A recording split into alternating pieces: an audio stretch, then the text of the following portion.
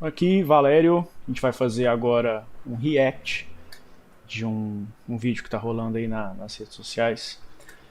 Porque desde que o início, né, do caso do assassinato do meu pai, Valério Luiz, a gente sabe que os réus, especialmente um deles, é muito poderoso, tem muito dinheiro, e desde sempre a gente teve que responder a todas as reações deles aí na imprensa, né? Em 2013, eu lembro que colocaram aquele jornalista Nilson Gomes para escrever uns textos em defesa do Sampaio no Diário da Manhã, eu tinha que responder. Aí, 2000 e, 2014, eles chegaram a criar sites fake, né, anônimos, no Facebook, Twitter e tal.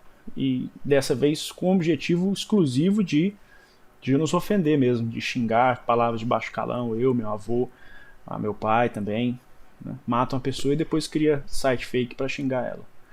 E essa a gente teve que derrubar na justiça, né? Conseguimos uma liminar lá para tirar do ar.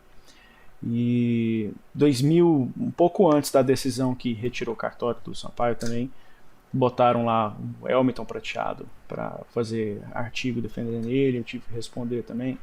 Então, durante todos esses 10 anos aí, houveram tentativas de retaliação deles na imprensa, né, de tentar emplacar as subversões.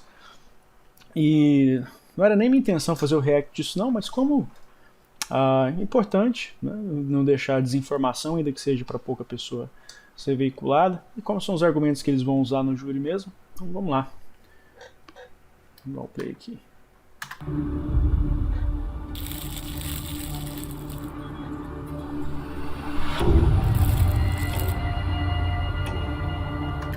Não quer pegar um lugar pra você sentar não, né? Vai demorar isso aqui. Aqui não tem, né? Aqui em casa não tem não. Pode deixar, né? Que bala aí. Não tem problema não. Eu espero. Pode começar de novo. Um banquinho aí? Não tem isso não, mas... Senta aí no chão então. Não, gordo. Gordo tem que pagar promessa. Deixa eu ver se eu acho um banco do gordo. O gordo tem. Não, pode deixar gravado aqui na vez.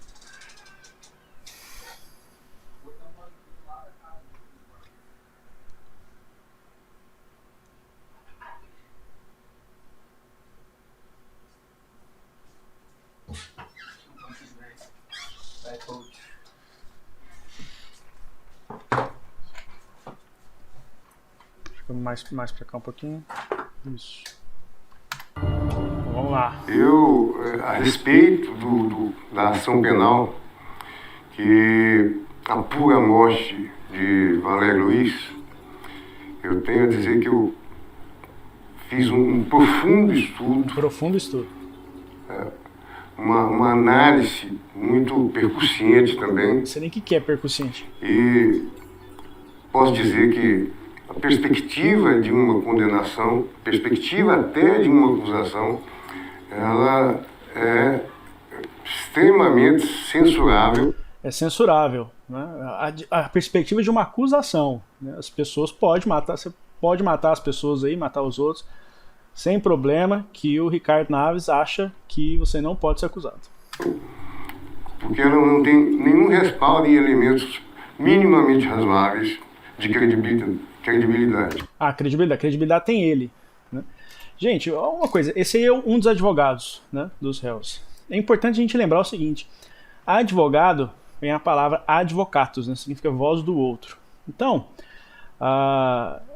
eles tentam passar uma imagem de opinião abalizada, mas ali eles não estão emitindo opinião em nome deles mesmos, estão emitindo opinião no nome dos seus clientes, né? Então, sempre que vocês verem Ricardo Naves, aqueles advogados do Sampaio lá falando, quem está falando são os próprios réus, né? É o próprio Sampaio falando. Eles estão sendo pagos, ganhando dinheiro para falar isso aí que eles estão falando. Então, que credibilidade tem alguém que está recebendo para falar o que está falando? Então, vamos lá. Eu sou delegado aposentado José Pinheiro. Servi a Polícia Civil com muita honra durante 40 anos. José Pinheiro, não sei nem quem é essa pessoa, né? Delegado aposentado. Se eu não me engano, ele está rolado como testemunha de defesa, né, do Sampaio. Perito e como delegado. Exerci como titular as principais delegacias de polícia de Goiás e de Goiânia. Durante esse período, conheci muito processo, inquérito policial. Mas a condução e a conclusão do inquérito sobre Maurício Sampaio, eu fiquei chocado. Ficou chocado. Peca por muito erro. Esse homem nem participou de nada. Ficou chocado com a condução como, meu senhor? O senhor não era delegado do caso? O senhor ia lá na delegacia de homicídios verificar o que estava acontecendo?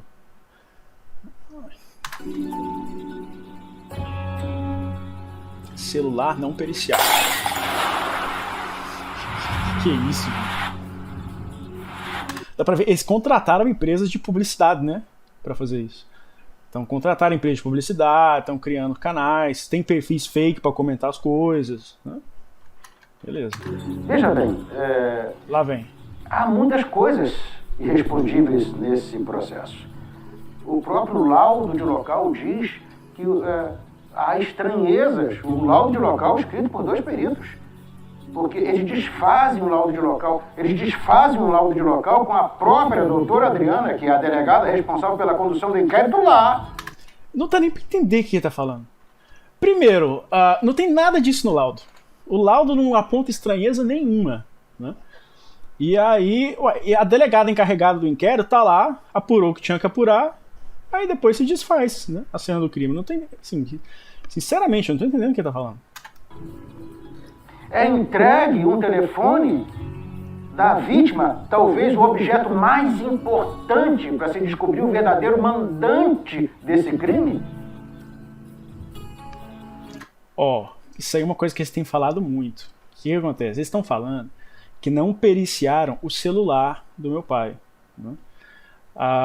E que isso seria fundamental para descobrir uma peça fundamental nas investigações, porque aí você não teria acesso, se você não pericia o celular, às ligações que foram feitas para a pessoa, né? Primeiro que isso é mentira.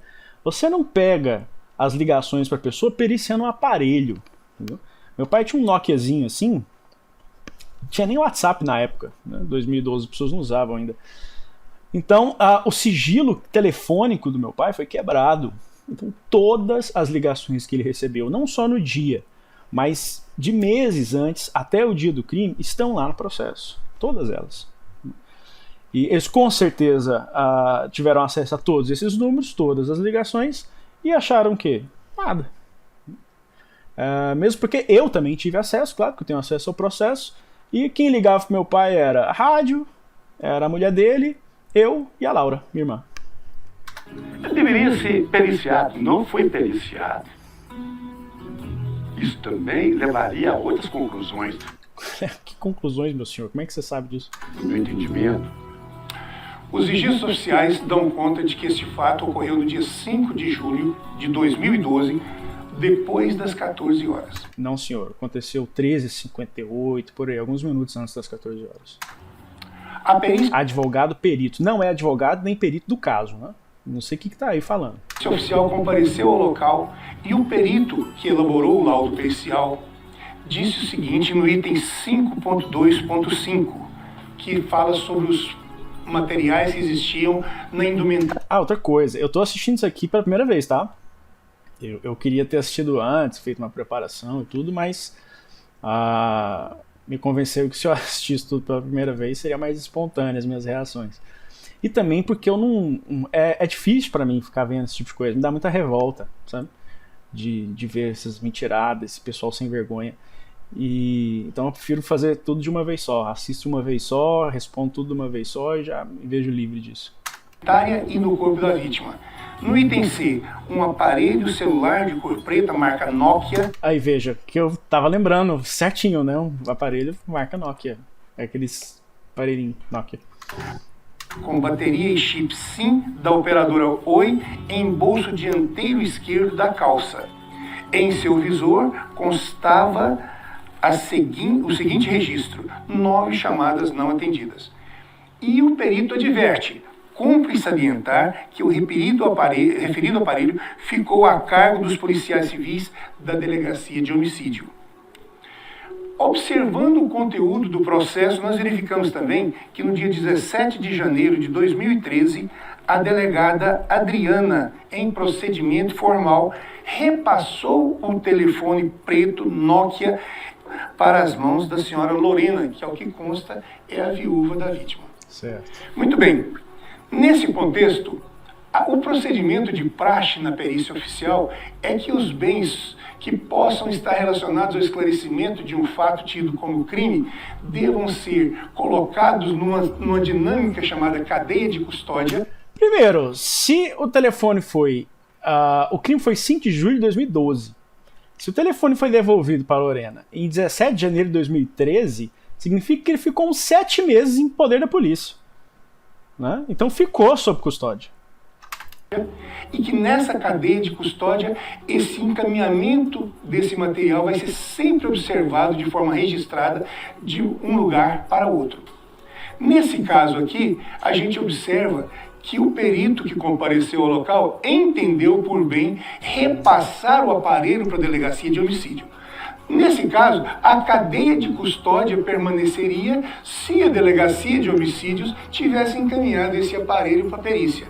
Como nós não vimos esse encaminhamento, pelo fato do perito não ter encaminhado... Você vai periciar o que no celular, meu senhor? Os sigilos telefônicos foram quebrados. Todas as ligações que meu pai recebeu naquele dia estão no processo.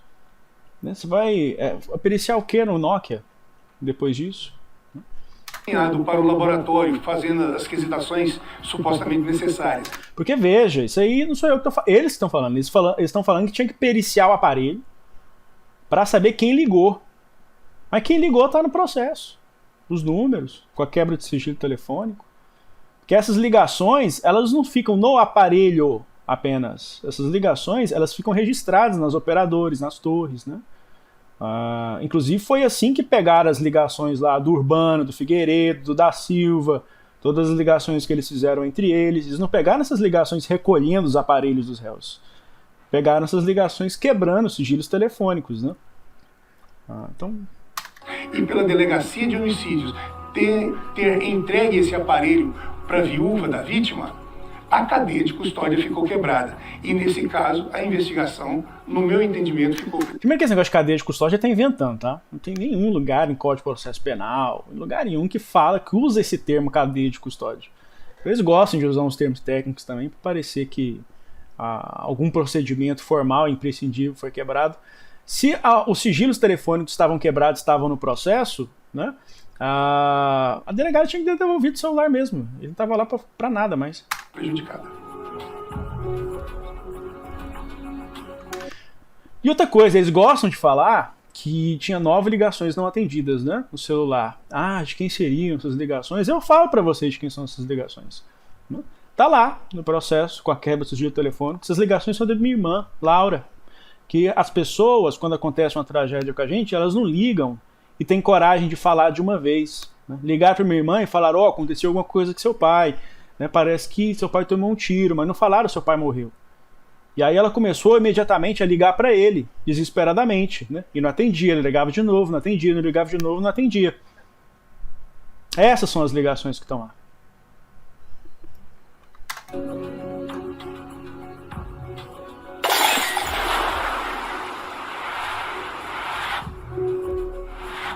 A reprodução simulada Esse é o vídeo inteiro, esse homem? é uma ferramenta muito importante na apuração da prova.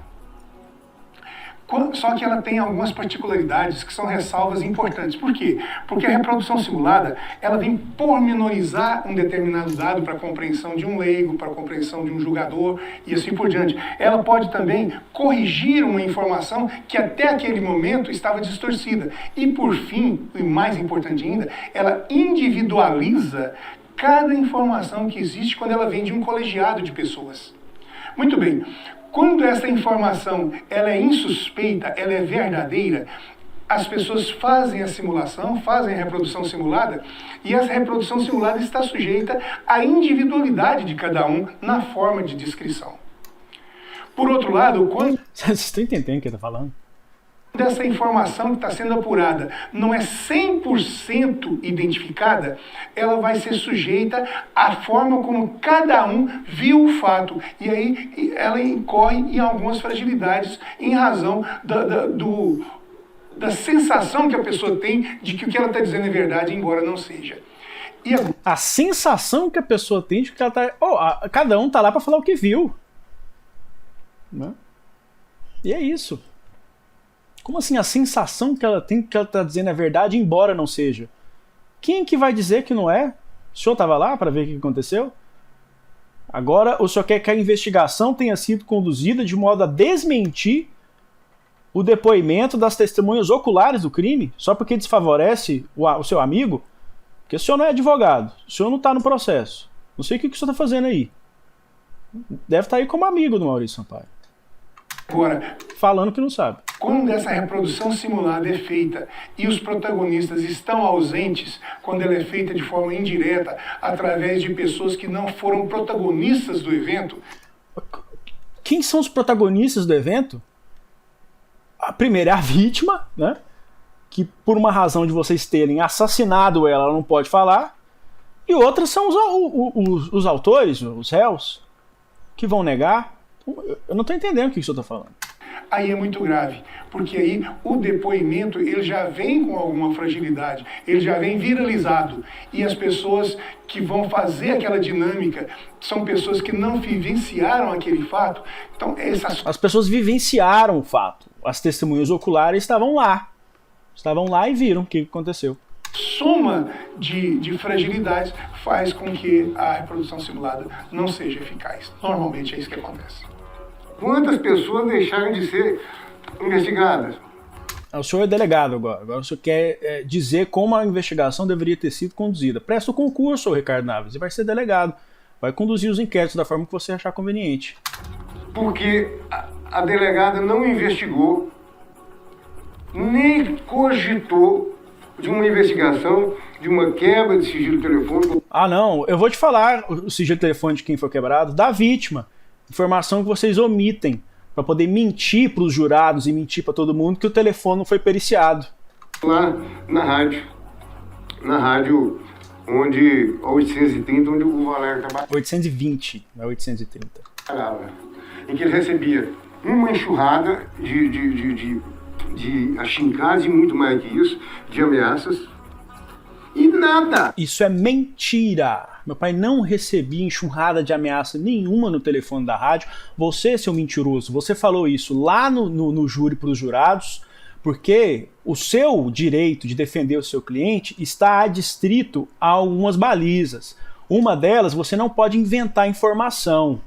Você só pode falar para os jurados aquilo que está lá nos autos. E é por isso que se passa anos, e se passou anos e anos instruindo o processo, colhendo prova. A gente tem que respeitar o trabalho das pessoas, respeitar o processo, entendeu? A gente não gasta anos instruindo o processo para chegar no plenário do júri e só inventar coisa que não está lá.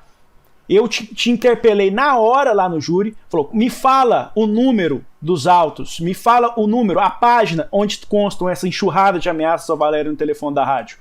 E você se calou, só deu um chilique lá porque falando que eu estava te interrompendo. Mas isso é uma mentira que você estava contando para os jurados e eu agora está tentando contar para a opinião pública. Por quê? Porque eu já elegi, não é isso? Eu já elegi quem é. Não interessa mais quem foi. Não interessa também quem é. Interessa quem eu quero que seja. Quem quer que seja? Quem? Pode reparar que tudo que eles falam é assim, o que não te contaram. Ah, alguém queria que fosse o Maurício. Tudo muito obscuro, eles não falam nomes, não falam nada. Entendeu? É uma tentativa assim, todo mundo que está mentindo usa esse tipo de expediente. De tentar incutir uma dúvida abstrata na cabeça das pessoas, sabe? Como se tivesse assim, alguém interessado em que o Maurício fosse responsável por esse crime. Não tinha ninguém interessado em nada. Ninguém nem sabia quem era Maurício Sampaio quando esse crime aconteceu. As pessoas conhecidas eram meu pai e meu avô. E foi em virtude do meu pai e do meu avô que o crime recebeu a repercussão que recebeu e por causa da brutalidade de como vocês executaram esse crime. Ninguém sabia quem que era o Maurício. Eu não sabia quem era. Primeira vez que eu ouvi falar o nome dele foi no inquérito.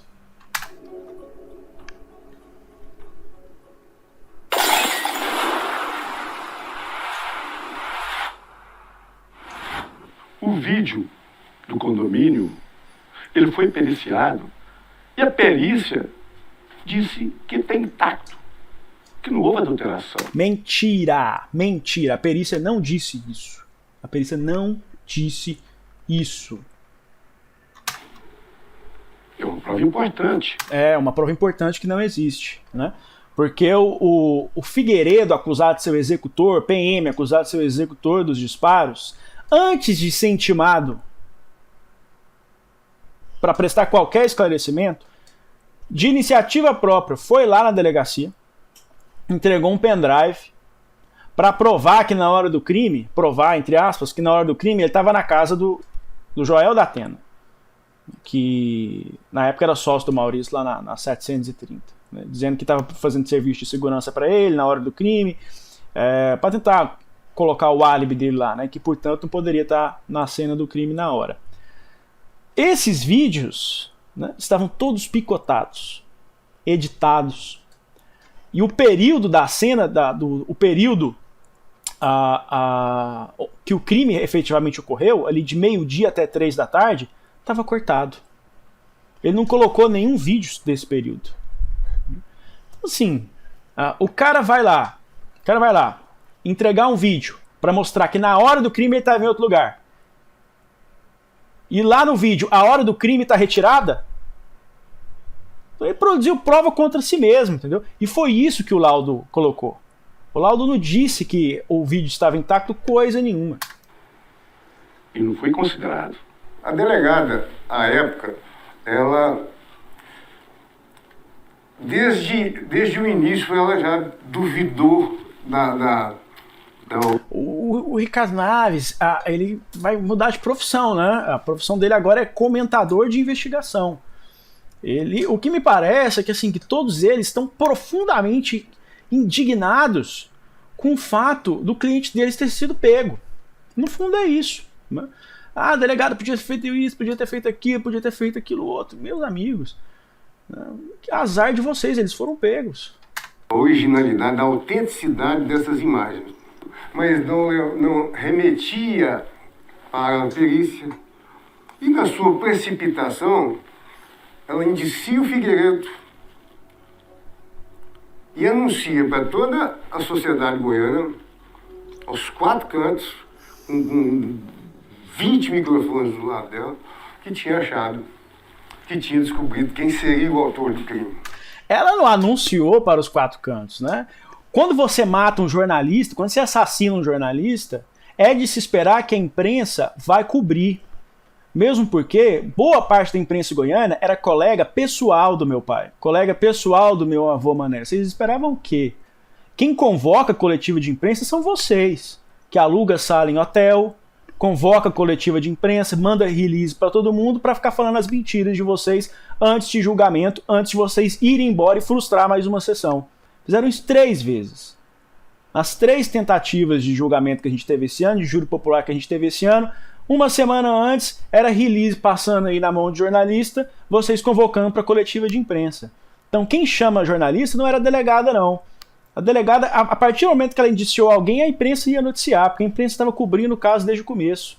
Quem chama jornalista para tentar emplacar a versão são vocês. Porque depois disso, a perícia foi realizada e a perícia atesta a validade das imagens. Essa perícia determina claramente, isso foi prova científica, é científica. Não é essa mera especulação que existe em torno desse fato. Tá. Especulação que existe em torno do fato. Que o Figueiredo, juntamente com o Joel da Atena, entra no condomínio às 12h19, somente retornando, somente saindo às 14h40. Esse período está retirado do vídeo que o Figueiredo entregou. Retirado.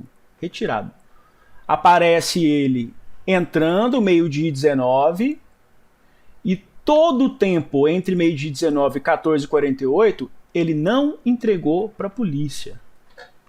Então, se essas imagens provam alguma coisa, provam contra ele.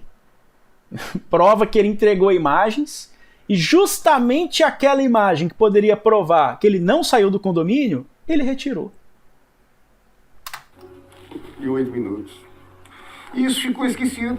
Não ficou Ficou esquecido. jogado ali, ficou escondido, na verdade, porque desmontaria e desmoralizaria todo aquele anúncio, todo aquele alarde que foi feito para poder depois galgar um cargo melhor, como de fato aconteceu. Não aconteceu. Não aconteceu. Primeiro que Dake... Peraí, vamos ver mais. Ela acabou indo para a Dake. A Dake e a DIH são todas top de carreira. A Dake não tem uma posição superior à DIH. Delegacia de Investigações Criminais, Delegacia de Investigação de Homicídios, são todas delegacias especializadas aqui da capital. Ela não galgou nada na carreira dela, a Adriana Ribeiro. Nada. Muito pelo contrário, foi perseguida, entendeu? Sofreu o pão que o diabo amassou, foi lá para a Dake, depois foi para a Delegacia de Crimes Tributários, teve depressão, problemas psicológicos, por causa da pressão que sofreu, inclusive deles. Então, assim, na carreira dela, meu amigo, ela, muito pelo contrário, ela pagou um preço alto por ter cumprido o dever dela.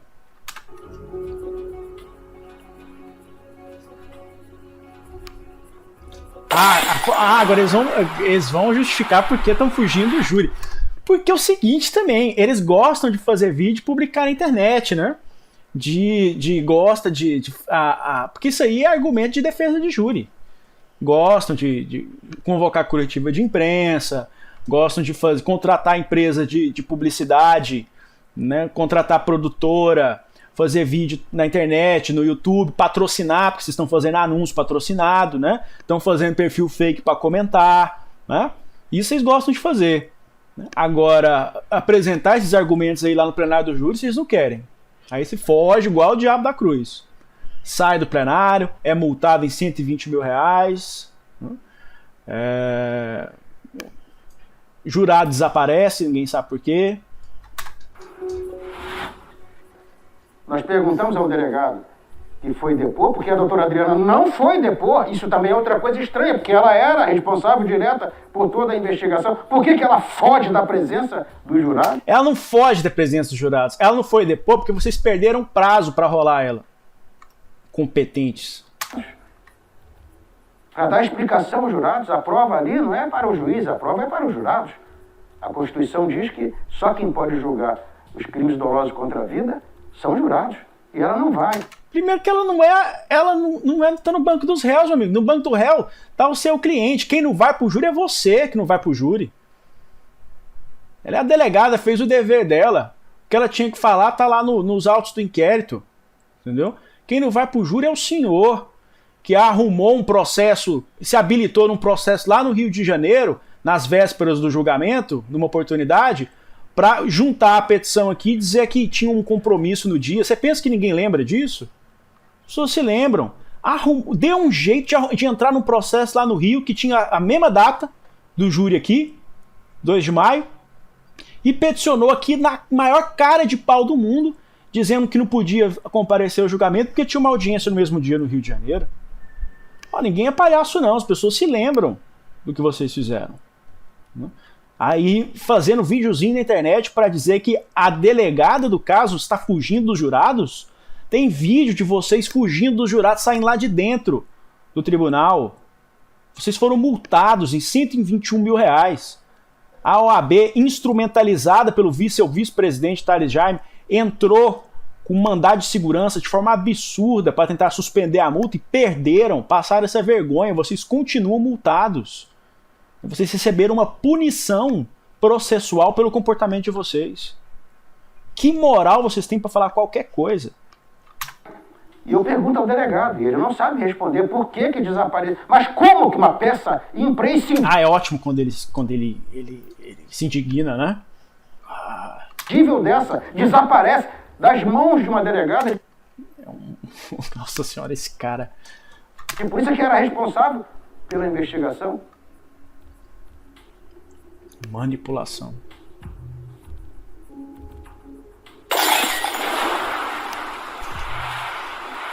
Gente, primeiro, essa produtora que vocês contrataram é muito cafona. Esse vidro quebrando. Nós vemos ali 2 meninas menores de idade dizendo que o autor dos disparos é uma pessoa negra. Elas não dizem isso.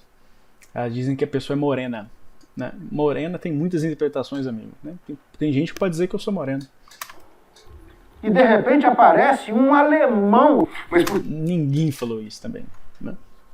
Todas as descrições do executor dão para uma pessoa mais ou menos de um porte médio para baixo, fortinho, com uma pele queimada de sol. A expressão que elas usam na verdade não é nem morena, é queimada de sol. E que você for olhar, é a descrição do Figueiredo. É a descrição dele. Ainda mais que ele trabalhava na rua, ele era PM que trabalhava na rua, né? Então ele era sim queimado de sol. Agora, vamos ver o Ricardo falando aqui. por que é que eles colocaram o Figueiredo? Por que é que... Eles quem? Quem que teria interesse de colocar o Figueiredo em qualquer coisa? Sempre foi protegido da polícia, assassino, matou um monte de gente aí, nunca respondeu como deveria ter respondido. Eles colocaram o Djalma, por que é que eles colocaram o Urbano? Porque tinha uma vinculação eventual com o Maurício Sampaio. Maurício Sampaio, na verdade, que não tinha absolutamente nenhum elemento, nenhum motivo para poder desejar sequer a morte de alguém, muito menos de Valério Luiz. Maurício Sampaio foi colocado ali porque era preciso que se elegesse alguém do porte. Em primeiro lugar, ninguém sabia quem era o Maurício. Ninguém. Era um anônimo, só a torcida do Atlético sabia quem era. Entendeu?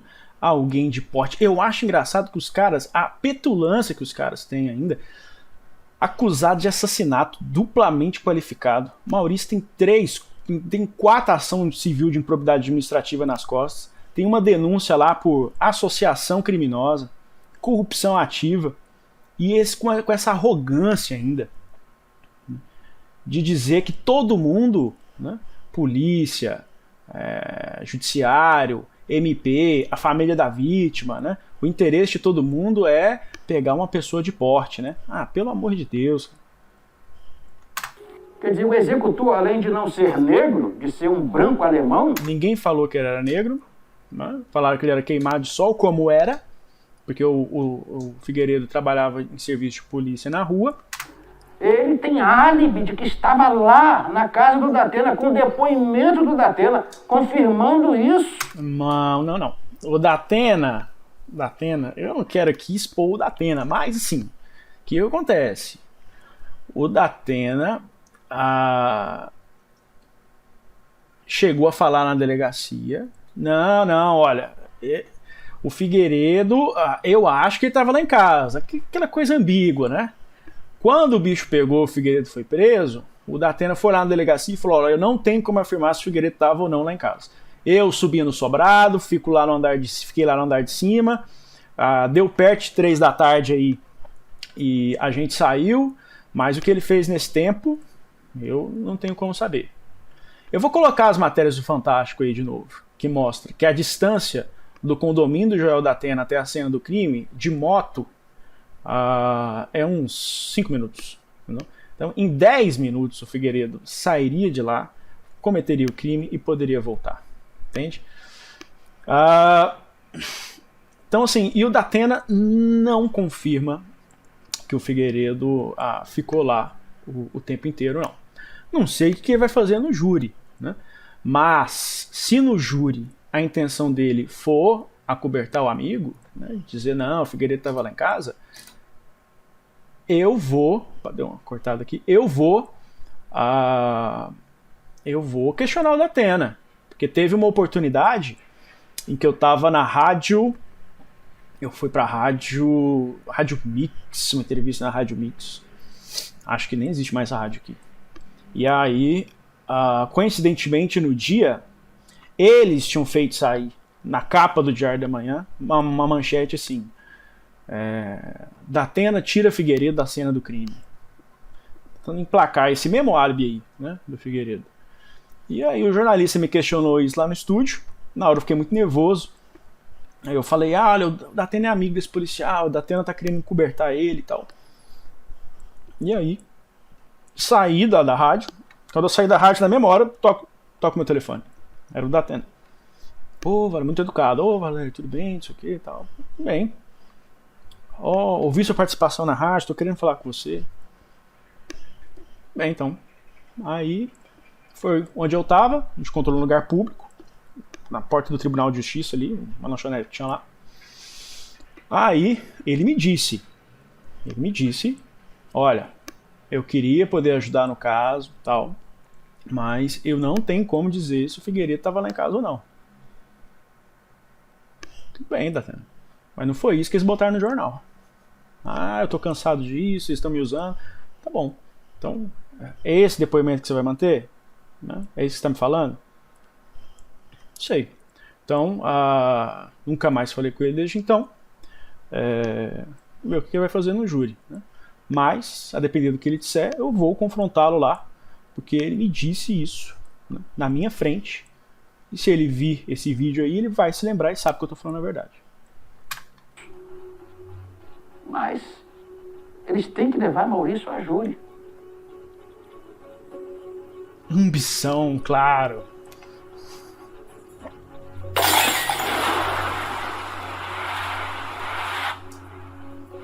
A meu ver, a denúncia, uma forçação de barra querer colocar Maurício. Mas por que querem colocar Maurício? Maurício é um tabelião.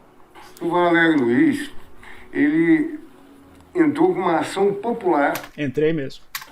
para tomar o cartório do Maurício. Foi um grande... Eu fico feliz se você tenha falado isso, Ricardo Naves, porque é um grande orgulho para mim ter entrado com essa ação popular. Eu vou esperar você terminar de falar. Do Maurício Sampaio. Então veja bem, qual é o propósito? Eu quero, efetivamente, apenas fazer justiça pela morte do meu pai. O tabelião atual está sob uma liminar. Não é possível, cara. Vocês querem falar de cartório mesmo? Vocês têm certeza disso? Há uma guerra jurídica muito grande nos tribunais para Maurício resgatar aquilo que era dele por direito, que é o cartório. E talvez aí esteja a maior motivação de por que Maurício responda a esse processo. Tá bom, então vamos lá, então vamos falar de cartório. Olha, primeiro de tudo, a situação cartorária aqui em Goiás... Primeiro, o Ricardo Naves fala, ele entrou com uma ação popular para tomar o cartório do Maurício. Entrei, né? Foi uma grande contribuição que eu dei para toda a sociedade goiana como cidadão. Agora, ele dá a entender que eu estava querendo tomar o cartório para mim. Vamos falar de questão de cartório, então. O Ricardo dá a entender como se fosse assim, entrei com a ação popular contra o cartório do Maurício, né? Como se fosse assim, ele fala tomar o cartório, como se fosse para tomar o cartório para mim. Primeiro, a ação popular é uma prerrogativa de qualquer cidadão. Está lá no artigo 5º da Constituição Federal. Qualquer cidadão, se tiver diante, né, de dano ao erário público, pode, em seu próprio nome, entrar com uma ação popular, né, contra as ações que estão causando dano ao erário. A ação popular é um mecanismo de proteção do patrimônio público à disposição de qualquer cidadão. Foi isso que eu fiz. Primeiro porque quem assassina jornalista não tem que ficar em cargo público, porque essas concessões, né, são públicas, ganhando aí milhões do dinheiro dos goianos para ajudar a fazer essas maldades como que ele fez com a minha família. Então entrei sim com uma ação popular ali em 2013, e ele perdeu a titularidade do cartório não é por causa do assassinato. O CNJ ele faz inspeções periódicas, né, nos cartórios, nas serventias extrajudiciais. Fizeram uma inspeção na dele e acharam uma série de irregularidades. E outra, essa serventia nunca foi do Sampaio. Esse Silvano Neto falando aí, existe uma grande batalha nos tribunais para ele recuperar o que é dele de direito. Nunca foi dele nada de direito. Ao contrário do que as pessoas pensam, na Constituição de 1967 já era previsto concurso para cartório. Só que ela tinha uma norma, com a Constituição de 1988, tinha uma norma de transição. Aqueles que em 1988 já eram titulares interinos de cartório há mais de 5 anos, há 5 anos ou mais, poderiam ficar nas serventias. Ele não prestou concurso em 1967, o Maurício, não prestou concurso em 1988, e nem a norma de transição ele se adequava. Porque o pai dele faleceu, se eu não me engano, em maio de 1988, em outubro ele entrou com pedido para pegar, ele já entrou com pedido para pegar a serventia, para pegar o cartório, e foi concedido a ele em outubro de 1988, né? Através do documento lá que chama apostila. E, a princípio, o Tribunal de Justiça tinha negado, porque a partir da Constituição de 67 e 88, só concursados poderiam pegar o cartório, ele nunca prestou concurso, não tinha os requisitos para poder pegar esse cartório sem concurso, né? E aí o Tribunal de Justiça lá, um verdadeiro cambalacho, né, num recurso administrativo que o Sampaio entrou em 1988, concedeu essa serventia para ele. Aí se você pegar a apostila, né, dessa sessão, entre os desembargadores estão lá Xarife Oscar Abrão e o Xarife Oscar Abrão e um outro ex-presidente do Tribunal de Justiça. Dois que se transformaram em advogados dele posteriormente, advogados do Maurício.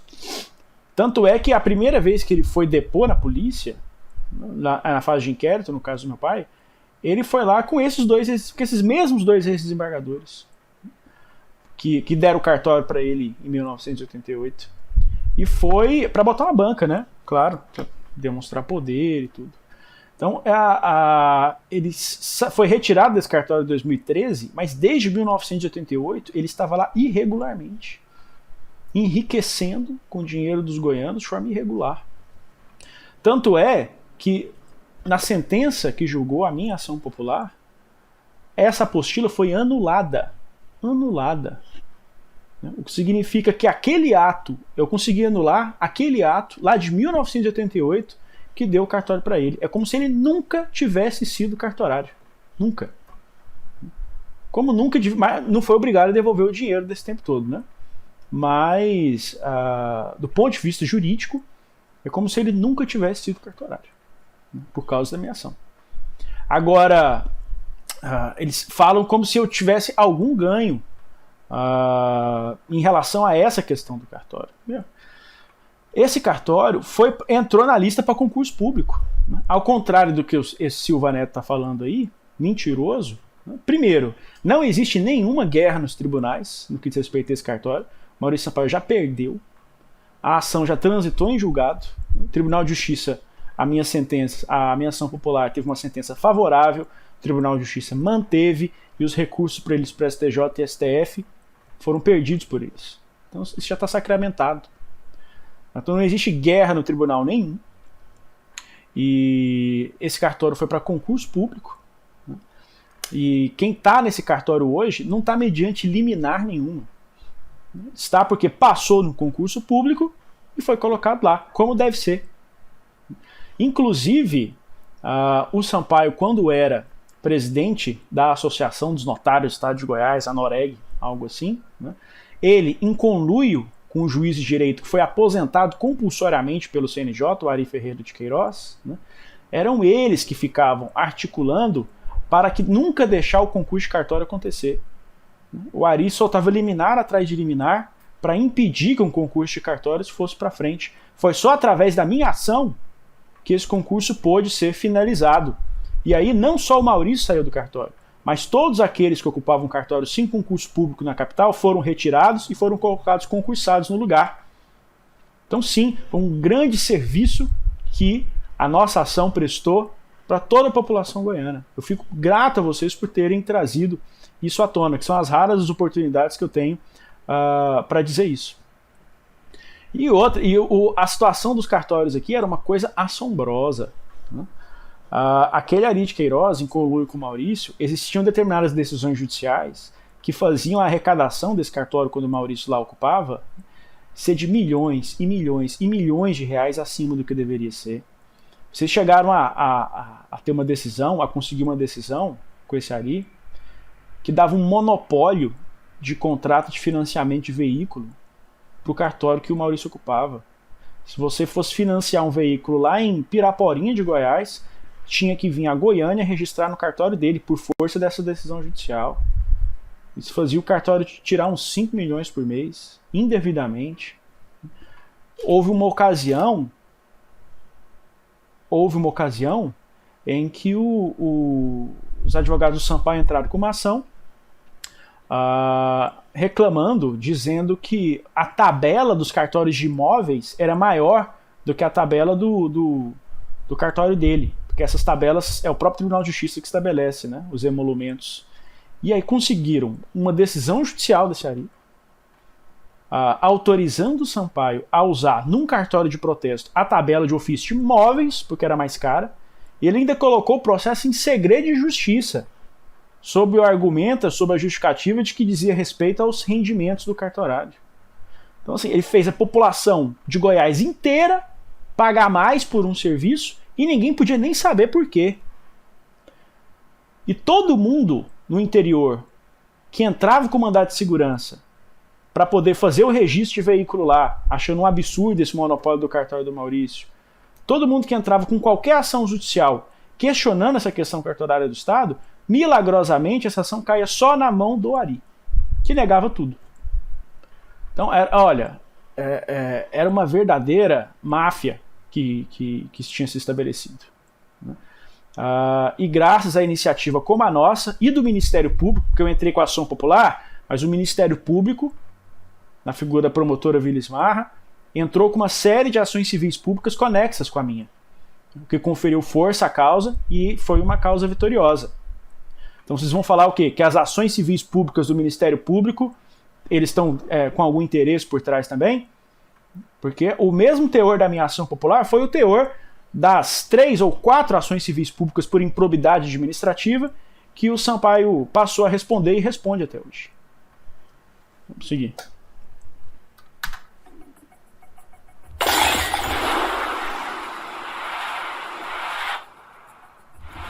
A denúncia, ela acaba sendo, a meu ver, inepta, porque ela não tem o condão do artigo 41 do Código de Processo Penal, em que descreve as circunstâncias de por que Maurício está respondendo por esse mando. Porque, na realidade, eles não dizem o porquê e como que ele é o mandante desse homicídio e o motivo de ser o mandante desse homicídio. Eu digo para você que está no processo, né? O motivo dele ser o mandante do homicídio é as críticas que recebia, as críticas jornalísticas que recebia do meu pai, Valério Luiz de Oliveira, e ele, como vice-presidente do Atlético naquela época, se sentiu desafiado e resolveu utilizar toda a mão de obra letal que ele tinha à disposição dele, que era 2 dos PMs mais perigosos do estado de Goiás, que é aquele Figueiredo e o da Silva, e o Urbano, que era uma espécie de faz-tudo dele, ordenou que eles executassem o homicídio. É isso. Né? Esse Urbano, inclusive, tem outro processo lá em Rio Verde por uma questão parecida, envolvido em crime de mando, ajudando a articular assassinato. Você vê que eles são realmente desse ramo. O motivo de ser o mandante desse homicídio, de que a expressão dita por Valério antes de morrer, de que quando o navio está afundando, até os ratos correm, é um absurdo. Porque acusar o Maurício que não... Primeiro, eles gostam muito de fazer isso, de dizer que todo o motivo seria essa frase. Essa frase foi só a gota d'água.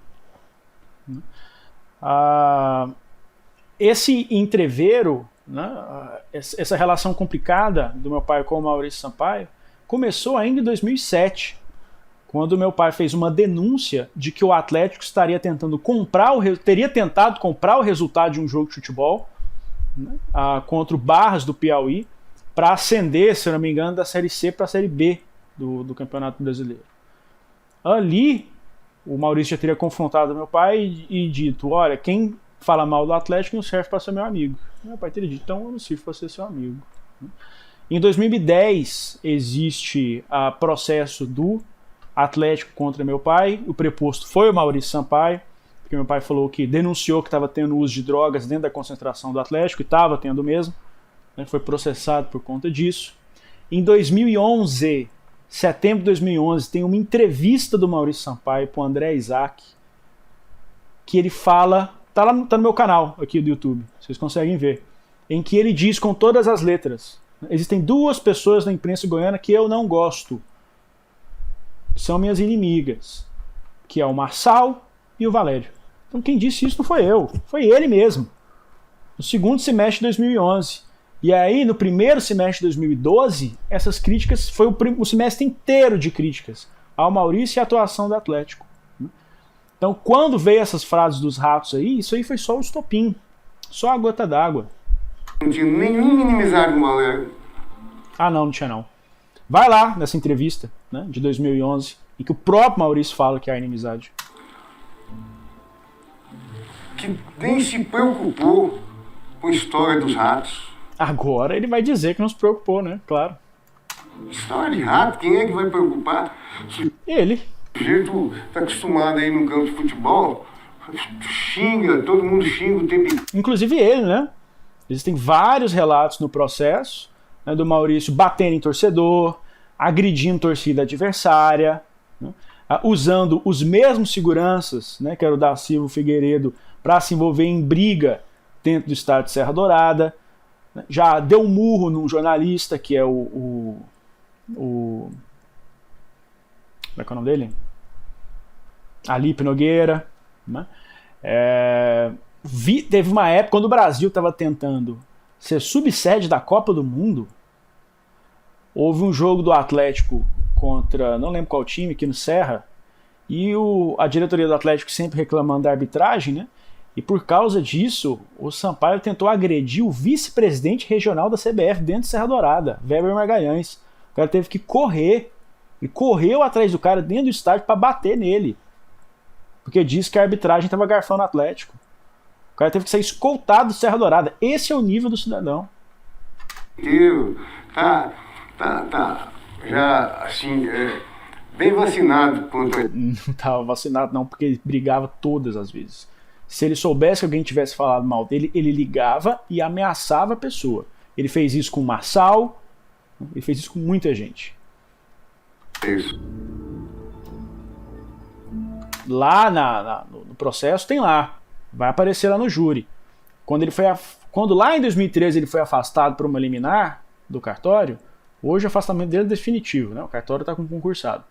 Mas um funcionário do tribunal, que a gente chama de interventor, estava lá cuidando do cartório enquanto isso e demitiu algumas pessoas, entre eles familiares do Maurício, que recebiam e não iam lá trabalhar. O Maurício ligou para o interventor, um funcionário do Tribunal de Justiça, e ameaçou ele de morte. Disse que mataria ele e o PM que fazia a segurança dele. Então, pergunto para você, vocês já ameaçaram alguém de morte? Eu nunca ameacei. Ele ameaça.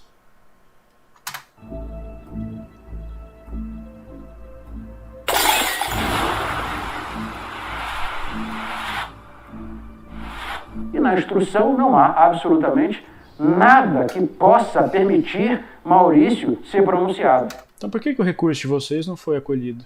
Né? Vocês recorreram. A pronúncia, para quem não sabe, é a decisão que envia a júri. Tá? Eles foram pronunciados em agosto de 2014. Recorreram para o Tribunal de Justiça, a pronúncia foi mantida. Recorreram para o STJ, foi mantida. Recorreram para o STF, foi mantida. Isso não tem elemento nenhum estranho, né? Maurício é pronunciado. Há um recurso dessa pronúncia anterior ao nosso ingresso no processo e o tribunal, estranhamente, permanece com o nome dele pronunciado. Estranhamente para você, né? Que tem interesse, inclusive financeiro, de que esse recurso seja acolhido. Apesar de haver, inclusive, um parecer de um respeitável procurador de justiça dizendo que tinha que ser anulada a pronúncia.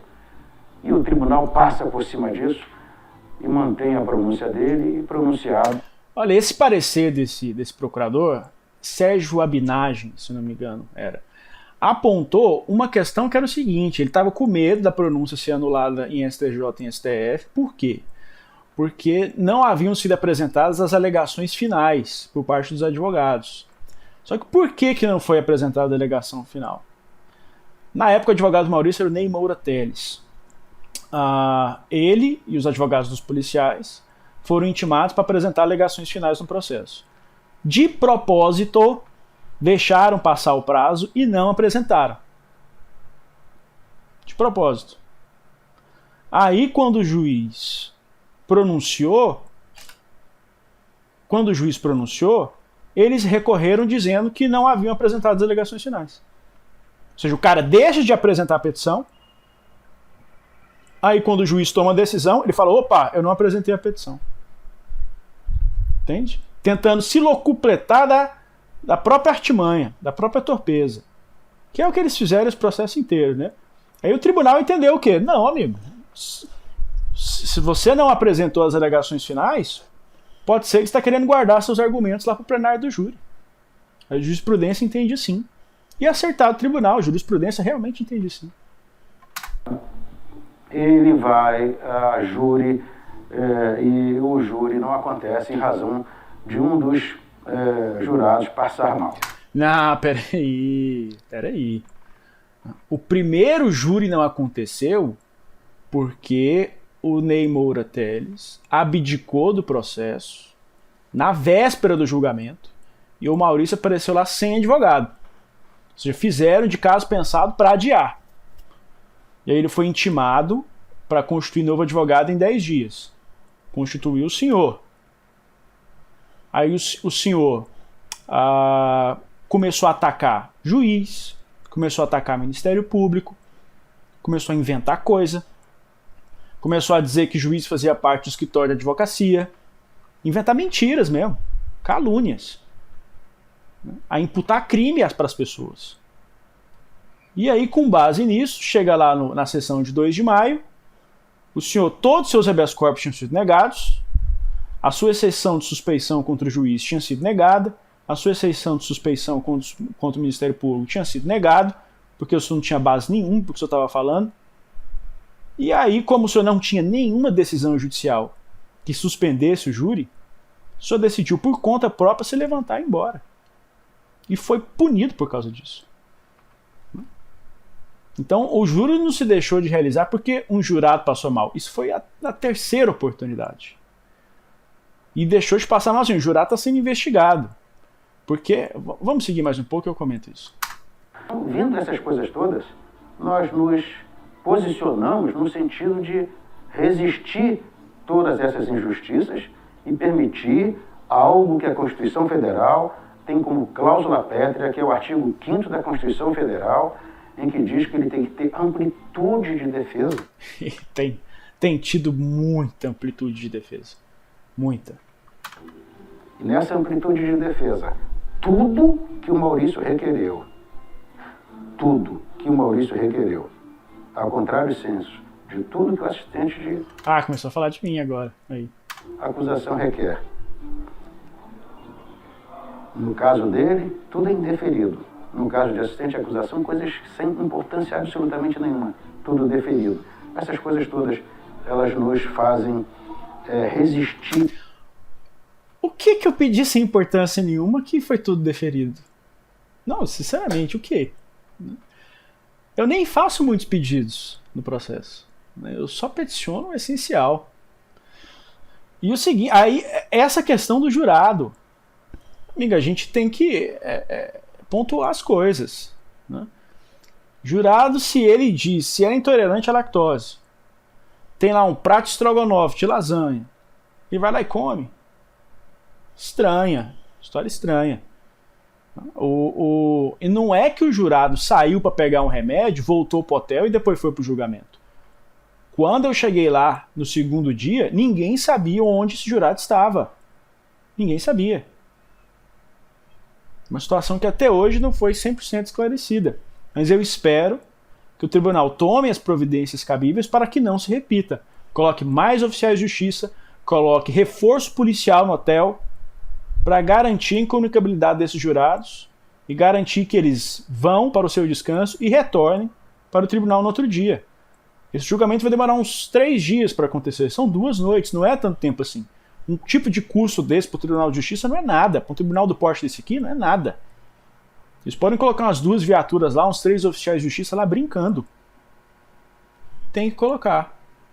Né, realmente tudo isso para levar ao tribunal, aos tribunais, inclusive STJ, Supremo Tribunal Federal, de que o devido processo legal não está sendo ofertado da forma como a Constituição previu, e o que o Maurício requer é exatamente isso, ser defendido com todas as amarras que a Constituição garante a ele, porque ele também é um cidadão brasileiro e merece que a lei também seja aplicada para ele. Eu concordo, ele é um cidadão brasileiro, merece que a lei seja aplicada para ele, sim. Quem acompanha meus posicionamentos na internet vê, eu não sou a favor de tirar o direito de defesa das pessoas. Agora ele está tendo, sim, todo o direito de defesa. Em 2018, vocês entraram com uma exceção com incidente de insanidade falso. Até coisas muito além do direito de defesa de vocês estão sendo aceitas. Os advogados do Da Silva, na época, juntaram alguns laudos psiquiátricos particulares lá para dizer que ele tinha esquizofrenia. Aí o juiz, generosamente, suspendeu o processo e mandou a junta médica avaliar a situação do réu, no caso do Da Silva, PM, acusado de ser um dos articuladores do homicídio. Como a junta é cheia de trabalho, demorou aí, entre marcar a data do exame, ele ser examinado e emitir o laudo, mais de 1 ano o processo ficou suspenso por causa disso. Para chegar ao laudo e mostrar que ele estava simulando doença mental. O laudo usou a expressão, inclusive, simulação infantil de doença mental. Então isso é não ter direito de defesa? Vocês estão tendo direito de defesa demais. Demais. Esses policiais aí, principalmente, tem vários homicídios nas costas. Esse Figueiredo tem um outro júri para ele agora marcado em dezembro, acusado de assassinar uma criança de 4 anos de idade, porque extorquia traficante lá em Aparecida de Goiânia, teve um desentendimento por causa de extorsão de traficante, chegou lá na casa para executar a pessoa, estava a família inteira lá, resolveram não perder viagem, mataram todo mundo. Que direito de defesa vocês dão para essas pessoas? Vocês estão aí há 10 anos enrolando um julgamento, tendo todo o direito e tendo, no caso de vocês, sendo cumpridas todas as leis, todos os direitos, que vocês passaram uma vida negando para as pessoas, principalmente para as pessoas mais pobres. Abusando da confiança que a sociedade depositou na farda de vocês. Vocês recebem dinheiro meu, de imposto. Meus impostos servem para pagar o salário que vocês sustentaram suas famílias no decorrer da carreira policial de vocês. Vocês deviam estar lá usando aquela farda para me proteger e não para matar meu pai. O fato de eu ter servido a polícia há vários anos, aprendi a conhecer pessoas. Agora ele conhece pessoas. Aprendi a aprimorar ele conhece o perfil. Análise de perfil de pessoa. O Maurício não tem esse perfil criminoso igual ele é atribuído a ele. Não é atribuído nenhum perfil psicológico criminoso a ninguém. O que a gente faz é analisar o que ele fez. Né? Ele ameaça pessoas de morte, ele tem um histórico de violência e as provas do processo demonstram que ele é o mandante do crime. É isso. Ninguém está falando de perfil de ninguém. A pessoa íntegra, bom coração. Bom coração. Bom coração. Maurício Sampaio tem 4 ações de improbidade administrativa nas costas. É processado hoje pelo Ministério Público também por organização criminosa, corrupção, réu num homicídio duplamente qualificado. Como assim bom coração? Não, ele não tem estrutura para fazer um negócio desse. Só que abriu-se uma campanha difamatória contra ele, que é uma coisa de louco, estúpida. Mas eu acredito muito na justiça. Eu também acredito. isso. Sei que a justiça vai fazer uma análise séria e profunda sobre a situação. Maurício não tem como estar numa situação dessa. Se não quisesse estar numa situação dessa, não mandasse matar as pessoas. Deus vai restabelecer a verdade.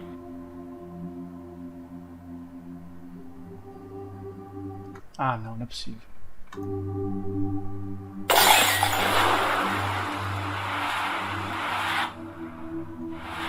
Uma coisa que me marcou muito desse processo é a força do meu pai. Olha, vocês vão colocar depoimentos de familiares agora? Essa parte eu não vou comentar.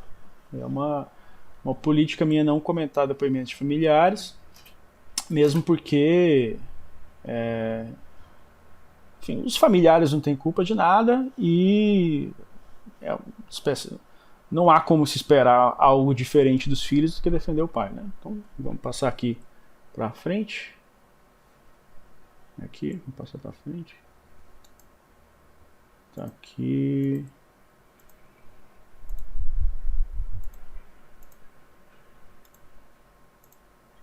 Vamos lá. O próprio Maurício falando. O próprio Maurício eu posso comentar. Assassinato, desse crime brutal, onde eu me vi envolvido nessa trama policialesca, covarde, aonde a imprensa goiana, de uma forma agressiva, usou meu nome. Olha, não foi a imprensa que usou seu nome. Você foi indiciado pela polícia, né? Foi denunciado pelo Ministério Público. A imprensa nunca mencionou seu nome antes que as instâncias oficiais de investigação e que os detentores oficiais da ação penal, no caso do Ministério Público, apresentassem essa informação. Não teria como ser diferente, abalar também a minha família. Mas isso só nos fez tornarmos mais próximos e para que isso fosse um fato na minha vida. E eu só tenho a agradecer a Deus por isso, por esses momentos que passo com eles, sempre me apoiando.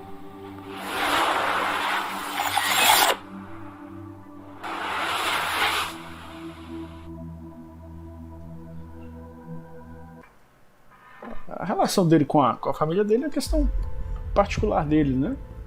Mas no que diz respeito ao caso em si, eu não tenho nenhum prazer, né,